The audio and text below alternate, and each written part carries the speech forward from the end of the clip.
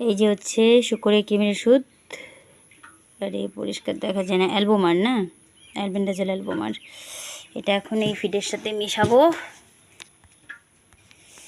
দাদু এটার সাথে দিই না, দিয়ে হবে তো 15 ml করে।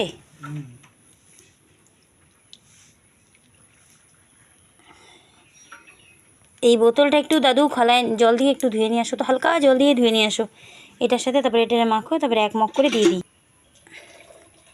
হালকা মুখ দেবো এখন। ঢালে দেবো এখানে। হ্যাঁ হয়ে গেছে, এখন একটু মাখো এটাকে। মানে দুধ দিয়েছি। এটা খাবে 15 ml করে, 90 ml দেওয়া হলো তো, এটা 6টা শুকরকে দেওয়া হবে। আর একটা প্রেগনেন্ট আছে, মাত্র 3 দিন হলো, ওটাকেও দিলে কোনো অসুবিধা হবে না বললো, ওটাকেও দিয়ে দিই।